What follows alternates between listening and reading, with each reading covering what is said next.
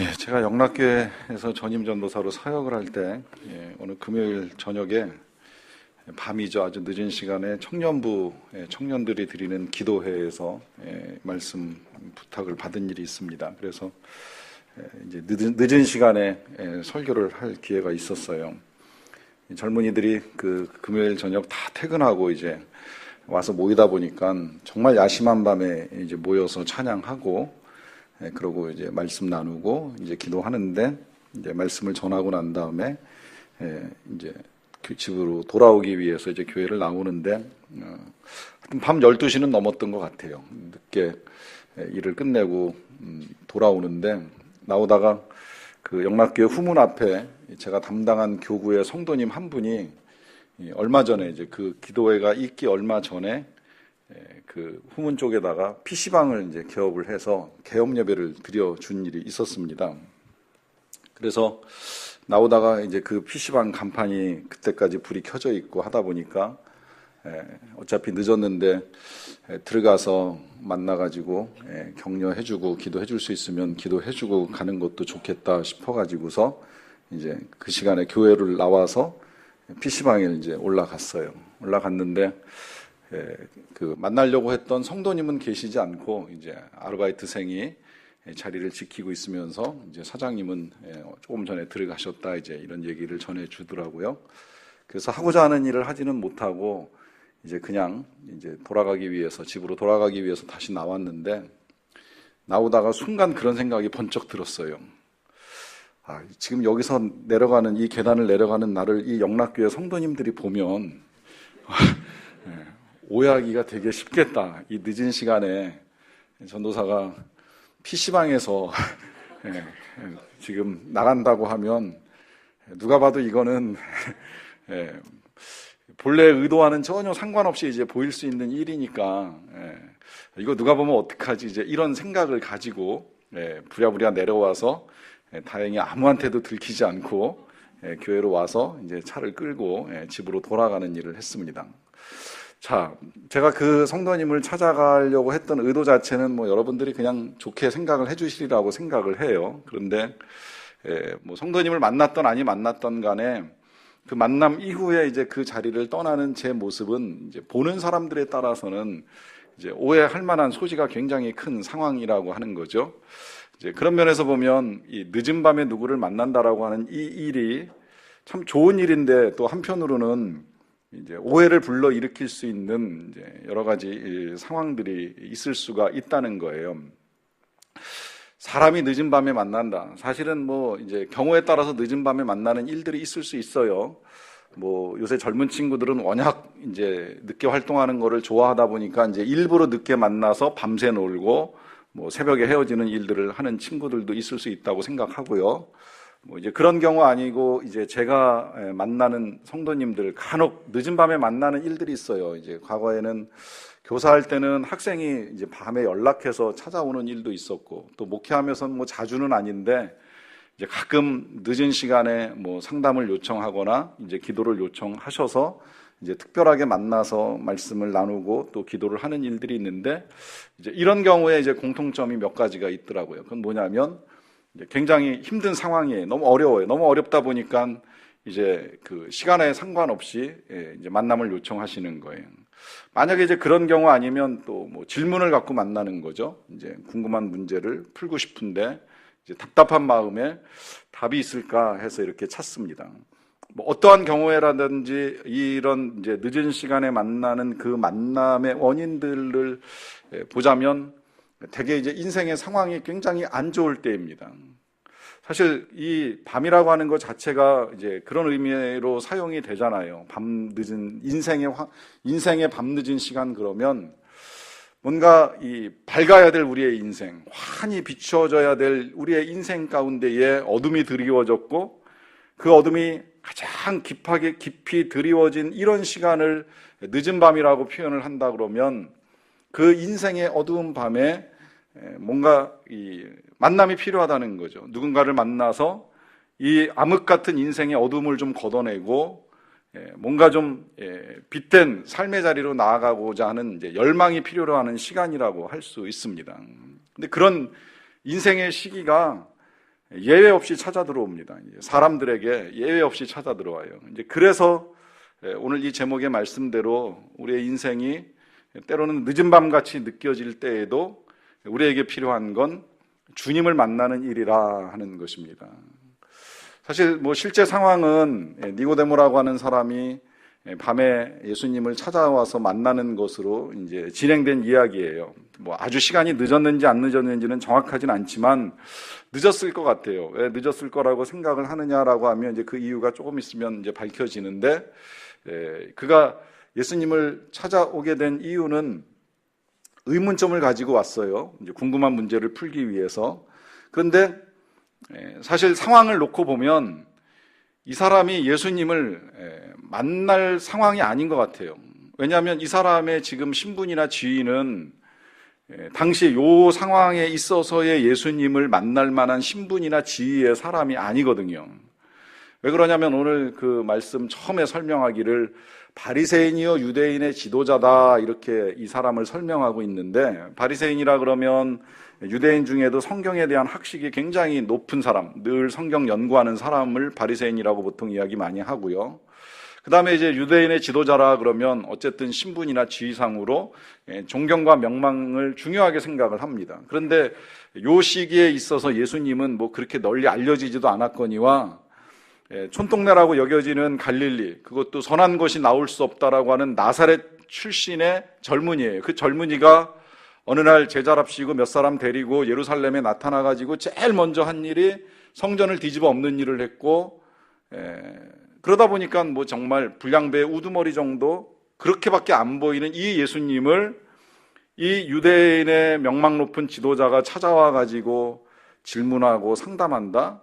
이게 안 어울리는 거죠. 이게 어울리지 않다 보니까 그래서 밤에 찾아오지 않았을까? 그것도 늦은 밤에 찾아오지 않았을까? 이제 이렇게 생각하는 거예요. 왜? 이런 사람이 예수님 찾아와가지고 만났다 그러면, 이게 소문 잘못 나면 왜 그런 일을 했느냐? 이 공동체, 자기가 속한 공동체 안에서 불이익을 당할 수도 있고 우습게 여겨질 수도 있으니까 조심스럽게 찾아와서 예수님을 만나는 거죠. 그런데 그가 그렇게밖에 할 수 없는 데에는 이제 여러 가지 이유가 있는데, 저는 이걸 크게 두 가지로 나눠서 생각을 해봤어요. 이건 보편적 이유가 있고 그 개인적 이유가 있다. 또 뭐 객관적이고도 주관적일 수도 있다 이렇게 생각을 하는데, 제가 먼저 보편적이다, 객관적이다 이렇게 말씀드리는 이유는 누구나 이 만남 자체를 놓고 보면 누구나 다 예수님을 만나야 된다는 거예요. 예수님을 만나는 데 있어서는 예외가 되는 사람이 한 사람도 없습니다. 예수님을 필요로 하지 않는 사람은 없습니다. 물론 우리 각자가 뭐 그렇게 정말 꼭 필요해, 꼭 만나야 돼, 그분을 꼭 만나는 게 그렇게 중요한 것이야, 우리의 사고의 범위 안에서 각자 주관적으로는 생각할 수 있을지 모르겠지만 성경은 분명히 우리에게 가르쳐 줍니다. 예수 없는 인생 살 수 없고, 예수 없는 인생 멸망이라고 하는 사실, 오늘 보면 16절에서도 가르쳐 주지만 예수 만나지 않고 예수님과 함께하지 아니하면 우리의 인생은 다 헛될 수밖에 없다라고 하는 것이 진리가 오늘 우리에게 분명하게 가르쳐 주고 있습니다. 이게 너무 중요하다 보니까 제가 이 주제만을 가지고 이제 몇 개월 동안 계속 말씀을 드리는 거예요.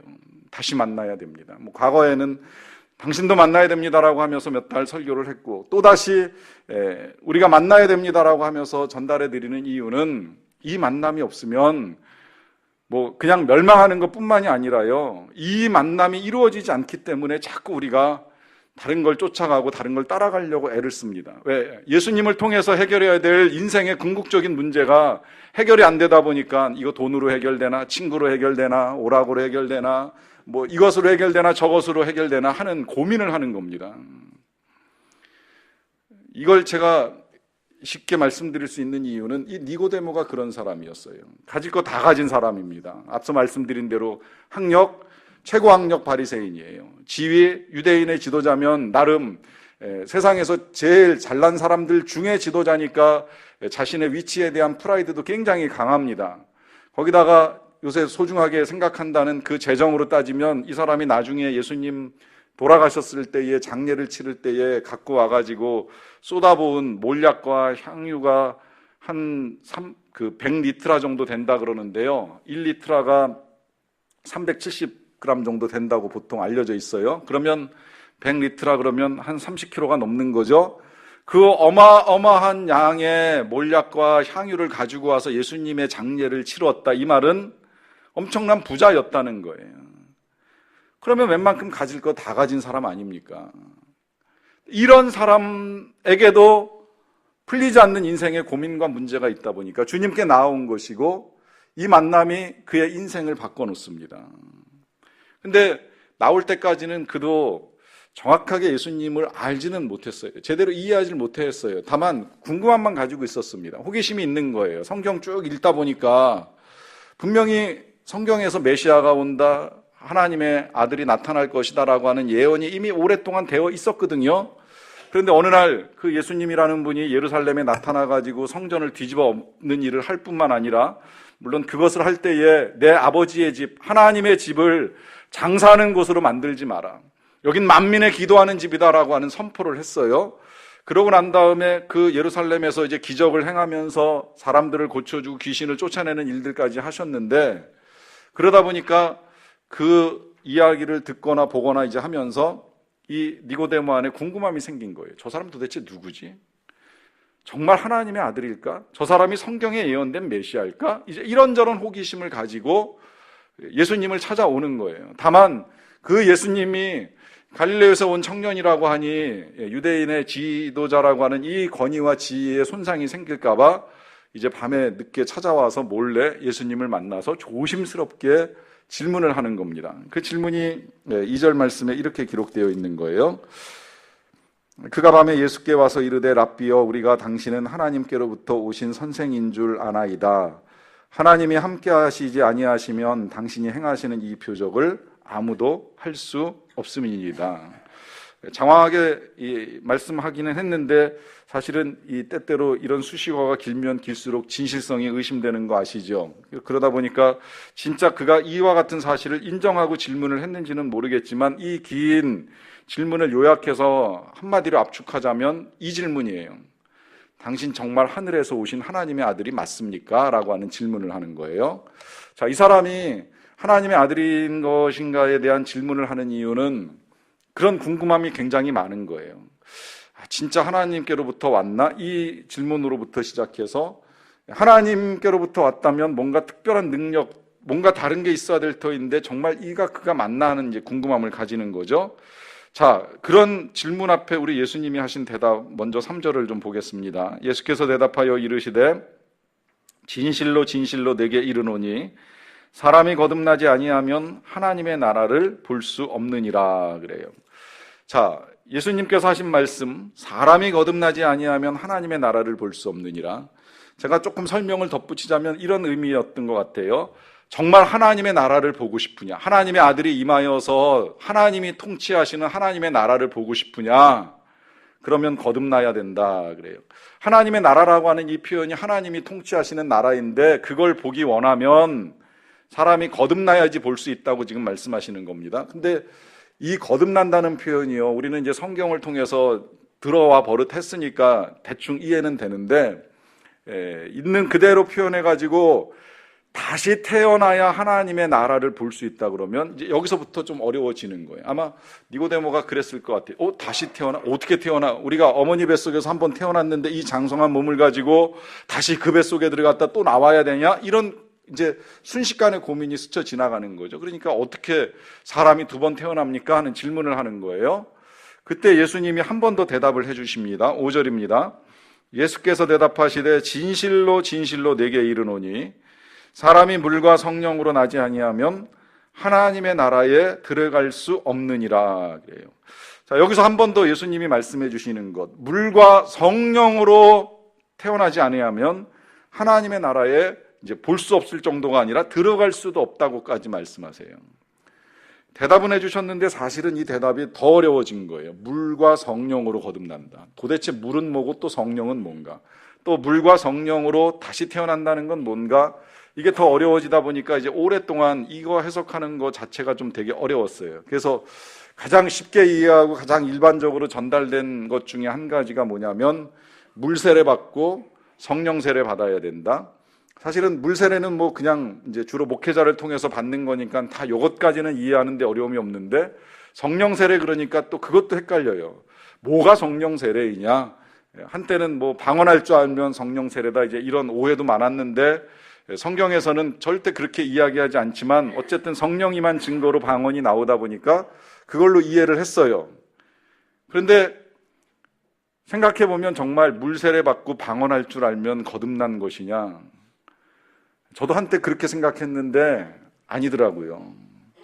목회를 하면서 만난 성도들 가운데도 그렇지만 저 자신의 삶을 봐도 물 세례 받고 방언할 줄 아는 걸로 거듭났다 보기 굉장히 어렵습니다. 저는 물 세례를 고등학교 1학년 때 받았었고요. 그 다음에 방언도 고등학교 1학년 7월 달에 했던 걸로 제가 기억을 하게 되는데, 그 이후에 제가 완전히 거듭나서 정말 물이 포도주로 변한 것 같은 인생으로 지난 수십 년을 살아왔느냐라고 누가 질문하면 절대 아니거든요. 그 세례 받고 방언할 줄 알고 난 다음에도 대학 가서 살았던 제 삶의 모습들 보면 거듭나기는커녕 예수 안 믿는 처럼 살았던 시간들이 있는 걸 보면 그 물로 세례로 받은 거 가지고 방언 좀 할 줄 아는 거 가지고 거듭났다 이렇게 말하기가 쉽지 않은 거예요. 그럼 도대체 물과 성령으로 거듭난다는 건 뭐냐? 이게 그래서 이제 최근에 다시 해석된 것이 물은 말씀이다. 성경 읽어나가다 보면 말씀으로 우리를 깨끗해 하시고 성령으로 우리를 새롭게 하셨다는 말씀이 있으니까 하나님의 말씀을 듣고 성령으로 감동을 받으면 그러면 이제 거듭나서 새롭게 살아가는 거 아니겠느냐, 이제 이런 해석을 하는 겁니다. 그것도 뭐 잘못된 해석이라고 생각을 하지는 않아요. 정말 말씀으로 우리가 변화되는 일이 일어날 수 있고요. 또 성령이 역사하면 사람의 삶이 완전히 달라지니까 그런 일들이 일어날 수는 있는 걸 부정하진 않습니다. 그런데 많은 경우에 보면 하나님의 말씀을 듣고 감동을 받고 또 한순간 정말 뜨거운 성령의 임재 속에서 이제는 과거하고는 좀 다르게 살아야지라고 하는 분명한 결단을 했음에도 불구하고 실제 우리의 삶의 내용이 전혀 거듭난 것 같지 않은 모습으로 여전히 반복되는 걸 볼 때가 있습니다. 이걸 뭐 옛사람으로 돌아간다, 옛 자아가 나타난다 이렇게도 표현합니다만, 그럼 도대체 다시 태어난 게 맞느냐라고 하는 질문이 또 남는 거잖아요.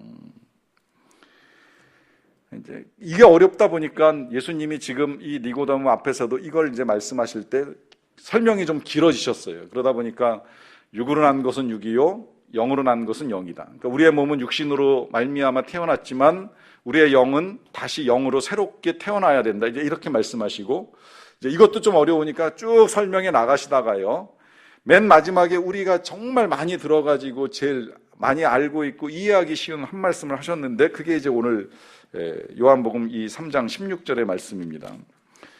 하나님이 세상을 이처럼 사랑하사 독생자를 주셨으니 이는 그를 믿는 자마다 멸망하지 않고 영생을 얻게 하려 하심이라 그래요. 많이 들어보셨죠? 자, 믿는 자마다 영생을 얻는다. 이 하나님을 믿는 것이 거듭나는 것이고, 이 하나님을 믿고 거듭나야지 멸망치 않고 영생을 얻는다라고 하는 말씀을 해주신 거예요. 이 자체는 그렇게 어려운 일이 아니에요.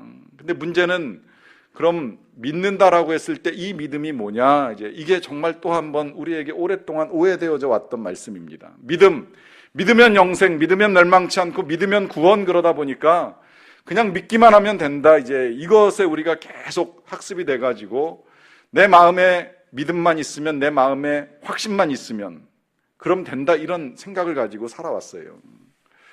여러분, 믿음, 자칫 잘못하면 우리의 생각 속에 담겨있는 굳은 신념을 믿음으로 착각하는 일이 있을 수 있는데요, 믿음의 내용을 좀 바꾸셔야 될 필요가 있습니다.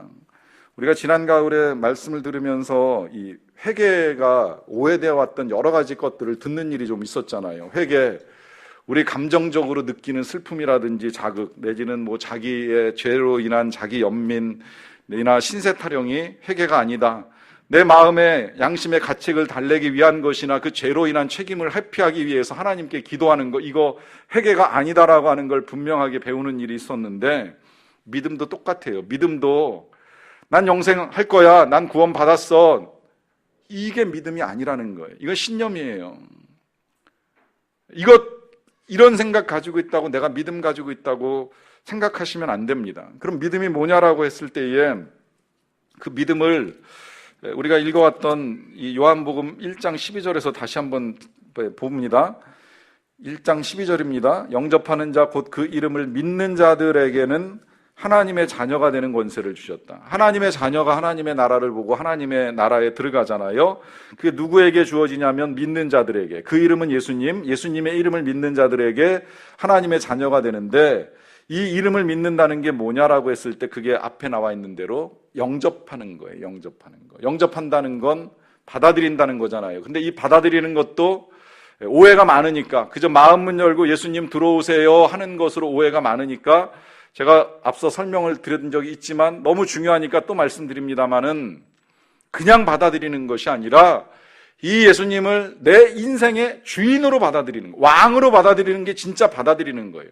그저 그냥 마음으로 받아들이고 믿습니다, 이것 또한 자칫하면 그 예수님을 마음에 모시기는 했지만 집안 한 구석에 모셔다 놓고서 문 닫아 걸고 나오지 마세요라고 하는 것처럼 예수님이 들어오시기는 하셨는데 왕이 되지 못하면 이건 영접이라고 하기가 어렵습니다. 쉽게 말씀드리면 이 물과 성령으로 거듭난다는 건요, 예수님을 내 마음의 주인으로 모셔드리는 거예요. 이게 진짜 물과 성령으로 거듭나는 거예요.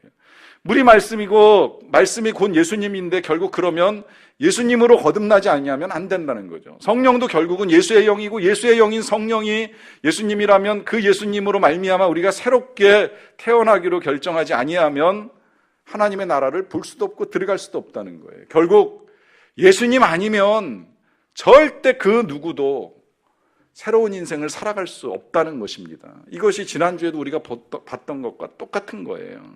예수님 만나지 않으면 물은 물이에요. 근데 예수님 만난 물이 포도주가 되는 것처럼 우리가 진짜 예수님을 만나야지만, 예수님으로만 새로워져야지만, 그래야지만 하나님의 자녀가 되고 하나님을 볼 수 있는, 하나님의 나라에 들어갈 수 있는 하나님의 백성의 삶이 시작이 되는 겁니다. 최근에 읽고 있는 책 중에 이 유진 피터슨의 부활을 살라라고 하는 제목의 책을 읽고 있는데요. 책을 읽다가 좀 충격받은 한 말씀이 있어요. 오늘날의 교회는 예수님을 따르는 것을 제외한, 예수님을 따르는 것을 제외한 모든 종교적인 행위들을 하고 있다. 피터슨 목사님은 그 미국 교회의 각성과 변화를 위해서 굉장히 애를 많이 쓰시는 목사님으로 알고 있는데요. 미국 교회에 대한 목사님의 진단이에요. 미국 교회, 오늘날 교회는 예수님 따르는 것을 제외한 모든 종교적인 행위들을 하고 있다. 저는 이 구절 읽으면서 충격을 받았다고 말씀드리는 이유는 미국만 그럴까? 우리는 아니 그럴까라고 하는 생각이 있기 때문입니다. 우리가 교회 생활을 해요. 예배를 드리고 여러 가지 일들을 합니다. 그런데 정말 예수님을 따르고 있는가? 믿는다는 것이 말씀드린 대로 예수님으로 새로워진다고 말씀드렸는데, 예수님으로 새로워진다는 건 예수님을 신뢰한다는 것과 예수님을 따른다는 의미가 담겨 있는 겁니다. 그분을 신뢰하니까 그분께 다 맡기고 진짜 그분만 따라가는 거예요. 그래서 마치 제자들이 온갖 것들을 다 버리고 그분을 믿고 신뢰하고 끝까지 따라갔던 것처럼 그렇게 따르겠다는 것이 믿음인데, 이 예수님을 따르는 것 이외에 나머지 종교 활동들은 뭐든지 다 하는 것이 오늘 우리 교회의 현실, 우리의 현실이라고 하는 말씀을 지금 하고 계시는 겁니다. 그런 우리가 진짜 거듭났나? 새로워졌나? 하는 질문이 생겨나는 거죠. 그러다 보니까 이 거듭남에 대한 설명이 오히려 더 어려워졌어요. 이 표현 자체가 좀 난해하긴 합니다만 이걸 어떻게 설명할까라고 하는 고민이 더 커졌는데, 여러 가지 어떻게 좀 이해하기 쉽게 전달해드릴까 하는 고민 가운데 어느 분은 이 거듭남을 이제 이민으로 푸신 분들이 계시더라고요. 한 나라에 살다가 이제 국적을 바꾸어 가지고 한 나라에 들어가서 살고자 하면 그 나라의 법과 도덕과 문화에 따라서 살아가는 것, 이것이 거듭남이다. 한 나라 백성에서 다른 나라 백성으로 새로워지는 것이다. 이제 이렇게 설명하는 것을 보는 일이 있었습니다. 실제로 지금 우리나라에서 혹시 그 루지라고 하는 종목의 이 프리셰라고 하는 선수를 들어보셨는지 모르겠는데, 원래 독일 선수예요. 그런데 지난 12월인가 국적을 바꿨어요. 우리나라 국적을 이제 취득해가지고 이번에 이제 평창 올림픽에 나가려고 준비를 하고 있는데, 이 사람 인터뷰 기사 보니까 이제 이중 국적 아니라 그러더라고요. 독일 국적 완전히 포기하고 이제 한국 국적만 가지고 살아가는 거예요. 그리고 한국 사람 되기 위해서 한국말 열심히 배우고, 존댓말 배우는 거 어렵다고 이야기하더라고요. 장유유서 문화 익히려고 애쓰고 있고, 한국 음식 지금 이제 매운 족발까지 먹어봤다 그러면서 한국 음식에 익숙해지려고 고생한다 그러더라고요. 거기다가 그렇게까지 이야기하더라고요. 선수 생활만 하고 끝낼 것이 아니라 선수 생활 끝나고 나면 한국에서 루지라고 하는 종목의 후진을 양성하기 위해서 평생 한국에서 살 겁니다. 이제 그렇게 이야기해요. 생긴 건 완전 독일 사람이고 독일에서 태어났어요. 모양도 그래요. 그렇지만 완전히 생각을 바꾼 거예요. 난 이제 한국 사람, 한국을 위해서 한국 사람들과 함께 살 것이다라고 하는 분명한 생각을 가지고 있어요. 이게 거듭남입니다. 이게 완전히 새롭게 태어난 사람의 모습이에요. 그럼 우리는 어떨까요? 우리는 이 땅에서 태어났지만 거듭났다고 하면 하늘에서 새롭게 태어난 사람이니 어떻게 살아가야 돼요? 하늘 원리로 살아가는 거예요. 하늘 방식으로 살아가는 거예요. 하나님의 법칙에 따라 살아가는 겁니다. 하나님의 뜻에 따라 살아가는 겁니다. 그럼 하나님의 뜻에 따라 살아가는 삶의 증거는 뭘까요? 하나님의 뜻에 따라 살아가는 가장 강력한 삶의 증거는 과연 무엇일까요? 이건 한마디로 말하면 사랑입니다. 사랑. 하나님을 사랑하는 것이고 형제와 이웃, 원수까지 사랑하는 그 사랑이 거듭남의 가장 분명한 증거입니다. 오래전에 그 막전엔 찐빵이라고 하는 책 읽어보신 분도 계시리라고 생각하는데, 이만재라고 하는 카피라이터가 이제 예수 안 믿고 오랫동안 살다가 어느 날 교회를 출석하고 예수님을 믿기로 결정을 하고 예수님을 믿다가 그 예수님 믿는 즐거움을 발견하고 쓴 책이 이 막전엔 찐빵이라고 하는 책인데요. 이 책 속에서 그가 고백하는 고백 한 구절 제가 읽어드릴게요. 참 별 희한한 일도 다 있다. 내 나이 머지않아 지천명을 바라보는 나이에 아무리 생각해봐도 별일은 별일이다. 세상에 나처럼 한평생 엉덩이에 뿔을 높이 달고 휘저어대며 오로지 술과 벗과 객기를 인생의 낙인양 믿고 살던 사람이 어느 날 갑자기, 참으로 갑자기 그 좋던 술벗들 대신에 예수님 사랑해요 어쩌고를 웅얼거리며 이미 이 세상에 호적이 존재하지 아니하는 까닭에 일찍이 한 번도 본 일이 없는 먼 나라 목숫간 집내 털보 아들을 은근히 혼자서 짝사랑하기 시작했으니 말이다. 여러분이 고백의 의미를 이해하시리라고 생각을 합니다. 표현은 뭐 정말 이 카피라이터다운 표현을 했어요. 먼 나라 목숫간 집내 털보 아들, 우리 예수님에 대한 표현이잖아요. 근데 이 예수님 한 번도 제대로 본 적도 없지만 그 예수님을 은근히 짝사랑하기 시작했다. 이런 고백이 가능한 건 거듭났기 때문입니다. 거듭나 보니 정말 그분 귀한 분이고 사랑할 수밖에 없는 분이구나 하는 그 마음을 고백하는 거죠. 자, 니고데모는 어땠을까요? 이렇게 밤늦게 찾아왔습니다. 아무리 성경을 봐도 풀리지 않는 문제와 의문을 가지고 예수님을 찾아와서 조심스럽게 질문을 했던 이 니고데모. 나중에 이 요한복음 끝자락에 가서 보면 앞서 말씀드린 대로 그가 예수님 돌아가시고 난 다음에 아리마대 요셉과 함께 빌라도를 찾아가서 예수님의 시체를 달라 하고 그 예수님에게 자기 가진 향유, 몰약 다 쏟아 부으면서 장례를 치러요. 그냥 인간적으로 계산해 보면 굳이 그렇게까지 할 필요 있나? 이미 세상 떠났는데, 인생 끝나신 분인데, 그분 시체, 뭐 형제도 아니고 친척도 아니고 자식도 아니고 부모도 아닌데 그렇게까지 자기 거 쏟아 부으면서 장례 치른 일을 할 필요가 있나 싶은 그 일을 이 니고데모가 왜 했겠습니까? 이건 정말 믿음과 사랑이 아니면 설명이 안 되는 거예요. 예수님의 말씀을 믿은 거예요. 부활할 것이다, 다시 살아날 것이다 하는 말씀을 믿었고, 또 부활하시던 안 하시던 그 예수님 그냥 보내드릴 수가 없는 거예요. 너무 비참하게 죽으셨지만 그 예수님을 그냥 그렇게 장례 치를 수는 없다는 그 뜨거운 사랑이 이 예수님의 몸을 가져다가 씻겨드리고 장례 치러드리는 일을 하게 만듭니다. 근데 이 일이요, 후일에 얼마나 존귀한 일이 됐는지 너무 분명하잖아요. 이 일을 한 사람이 12제자가 아니라는 거예요.